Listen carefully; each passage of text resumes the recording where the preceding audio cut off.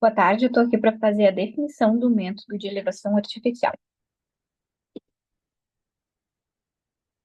Então, aqui a gente vai dimensionar o método de elevação artificial mais adequado para as condições de reservatório de fluido que nos foram fornecidas.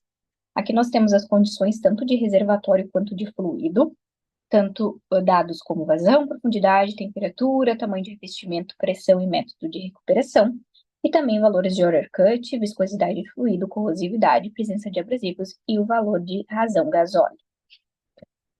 Bom, então nós vemos ao longo da disciplina que nós temos 4 métodos de elevação artificial: bombeio mecânico, bombeio centrífugo submerso, bombeio por cavidades progressivas. Aqui nesse estudo eu optei pelo gas lift, que é um dos métodos de elevação artificial aí, que é mais usado, mais conhecidos na indústria do petróleo e que consiste na injeção de uma certa quantidade de gás na coluna, né, para fazer a produção, facilitando, na verdade, né, o deslocamento dos fluidos até a superfície.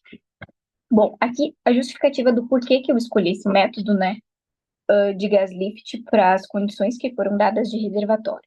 Começando por uma profundidade alta, né, a gente consegue perceber que é uma profundidade de 3.352 metros, é uma profundidade bem grande, né, e que acaba por exigir um sistema que seja capaz de suportar e de lidar com a pressão, né, oriunda dessa profundidade. O gas lift eu considero um método adequado para estar lidando com essa circunstância, né? Já que a injeção vai reduzir a densidade do fluido, e isso diminui a pressão, que no caso, né, se faz necessária para a gente poder elevar esse fluido até a superfície.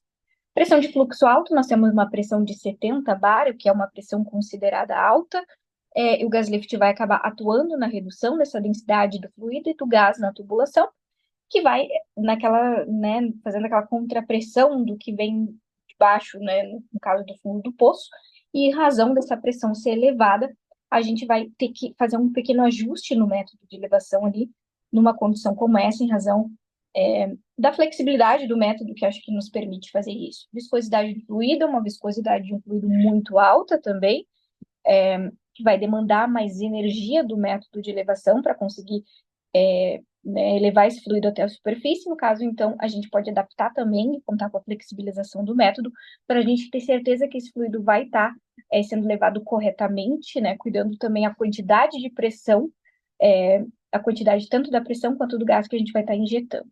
Alta razão gasóleo, e esse foi um parâmetro que me fez decidir optar por esse método, porque ele é um método bastante adequado para lidar com a RGO alto, né, pela facilidade, justamente, e também pelo gás produzido ser reutilizado, que pode melhorar a eficiência, né, da elevação e nos ajudar a manter a produção daqueles poços que já estão perdendo a sua vida útil, né, daqueles mais maduros também. O water cut alto, né, e aqui é um fator que pode dificultar o gas lift, apresentando uma redução em certos momentos da produção.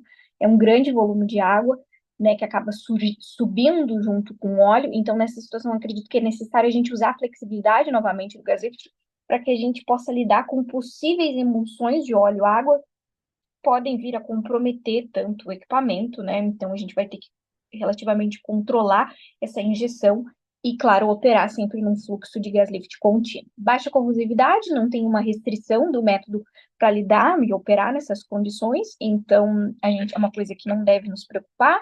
A presença de abrasivos também, né? Só se faz necessário aquele monitoramento para a gente evitar ao longo do tempo o desgaste dos mesmos, né?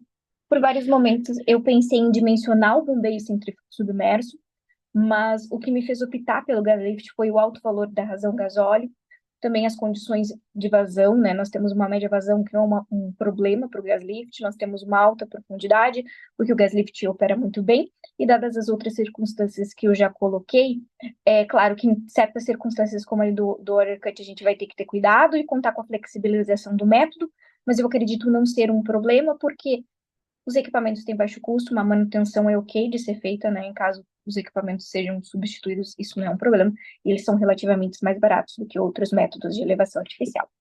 Acho que o trabalho foi fundamental, né, para a gente, de uma forma prática, aplicar o conhecimento que foi adquirido ao longo da disciplina de elevação. A gente conseguiu, por meio dessas condições, né, então, elencar o melhor método, e acho que contribuiu muito para a tomada de decisão, algo que nós, enquanto engenheiros de petróleo, teremos que lidar diariamente. Obrigada.